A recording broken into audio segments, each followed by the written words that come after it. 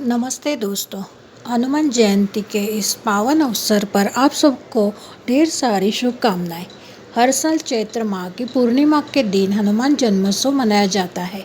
पौराणिक और धार्मिक मान्यताओं के अनुसार इस दिन संकट मोचन हनुमान जी का अवतरण हुआ था। इसलिए देश भर में भक्त रुद्रावतार अंजनी पुत्र की पूजा अर्चना कर उनका जन्मोत्सव मनाते हैं। इस साल चैत्र पूर्णिमा 12 अप्रैल को पड़ रही है। इस दिन भक्त हनुमान जी की पूरे विधि विधान से पूजा करेंगे। विशेष बात यह है कि चैत्र पूर्णिमा पर 12 अप्रैल को पंचग्रह युति योग में हनुमान जी का प्रगटोत्सव मनाया जाएगा। इस योग में हनुमान आराधना सुख समृद्धि और ग्रहों की अनुकूलता के लिए विशेष मानी गई है और 5 ग्रहों की साक्षी में ही संकट मोचन हनुमान जी का जन्मोत्सव 2025 इस साल मनाया जाएगा। इस समय मीन राशि में सूर्य बुध शुक्र शनि और राहु की युति बन रही है।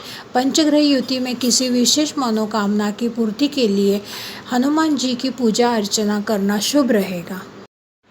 त्रेता युग में हनुमान जी का जन्म चैत्र पूर्णिमा पर मंगलवार को सुबह हुआ था। इसी वजह से हर मंगलवार हनुमान जी की विशेष पूजा की जाती है। इसके अलावा शनिवार भी हनुमान जी को प्रिय है। त्रेता युग में रुद्रावतार हनुमान जी के पिता केसरी और माता अंजनी थी। हनुमान जी महाराज को अलौकिक और दिव्य शक्तियाँ प्राप्त है। उन्हें बल बुद्धि विद्या का दाता कहा जाता है। हनुमान जी महाराज के पास अष्टसिद्धि और नवनिधि है। शिव पुराण के अनुसार हनुमान जी ही शिव जी के 11वें अवतार है। हनुमान जी को पवन पुत्र के नाम से भी जाना जाता है।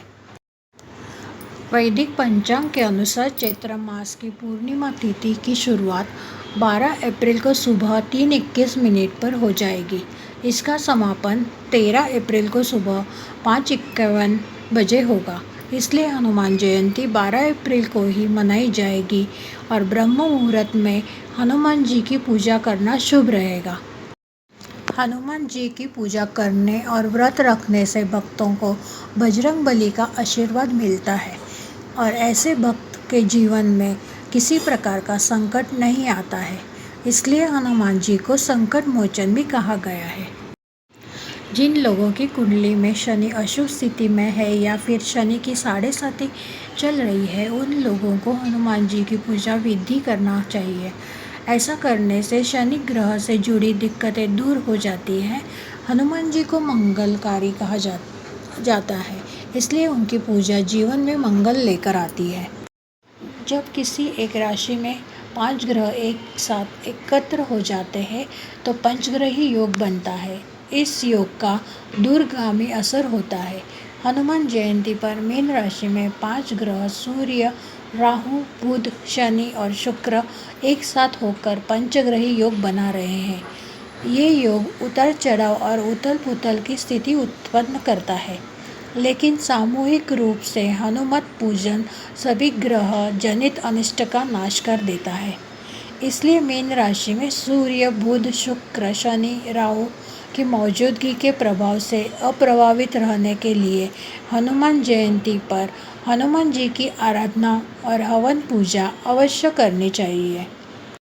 अलग अलग स्थान पर सभी राम हनुमान भक्त एक ही दिन समय मुहूर्त में एक साथ अपनी अपनी आराधना पूजन हवन इत्यादि करते हैं तो सबकी सम्मिलित सामूहिक पूजा ब्राह्मण की विराट चेतना का रूप लेकर समस्त प्रकार के अनिष्ट से देश समाज और विश्व की रक्षा करती है। धर्म ग्रंथों में 8 ऐसे पौराणिक पात्रों के बारे में बताया गया है जिन्हें अमर माना जाता है। हनुमान जी भी इनमें से एक है। इस संबंध में एक श्लोक भी मिलता है। अश्वत्थामा बलिर्व्यासो हनुमानश्च विभीषणः कृपा परशुरामश्च सप्तैते चिरजीविनः सप्तैतान् संस्मरे नित्यं मार्कण्डेयमथाष्टमं जीवेद्वशतस्तं सोऽपि सर्वव्याधिविवर्जितः। अश्वत्थामा दैत्यराज बलि महर्षि वेदव्यास हनुमान विभीषण कृपाचार्य परशुराम और मार्कंडेय ऋषि ये 8 अमर है। रोज सुबह इनका स्मरण करने से निरोगी शरीर और लंबी आयु मिलती है। हनुमान जी का जन्म सूर्योदय के समय हुआ था, इसलिए हनुमान जन्मोत्सव के दिन ब्रह्म मुहूर्त में पूजा करना अच्छा माना गया है। आइए जानते हैं हनुमान जी की पूजा विधि। हनुमान जन्मोत्सव के दिन जातक को ब्रह्म मुहूर्त में उठना चाहिए। इसके बाद घर की साफ सफाई करने के बाद गंगा जल का छिड़काव घर को पवित्र कर ले। स्नान आदि के बाद हनुमान मंदिर या घर पर पूजा करनी चाहिए। पूजा के दौरान हनुमान जी को सिंदूर और चोला अर्पित करना चाहिए। मान्यता है कि चमेली का तेल अर्पित करने से हनुमान जी प्रसन्न होते हैं। पूजा के दौरान सभी देवी देवताओं को जल पंचामृत अर्पित करें। अब अबीर गुलाल अक्षत फूल धूप दीप और भोग आदि लगाकर पूजा करें। सरसों के तेल का दीपक जलाएं। हनुमान जी को विशेष पान का बीड़ा चढ़ा है, इसमें गुलकंद बादाम कतरी डालें। ऐसा करने से भगवान की विशेष कृपा आपको मिलती है। हनुमान चालीसा, सुंदर कांड और हनुमान आरती का पाठ करें। आरती के बाद प्रसाद वितरित करें। शनिदेव को मिला हनुमान जी का वरदान।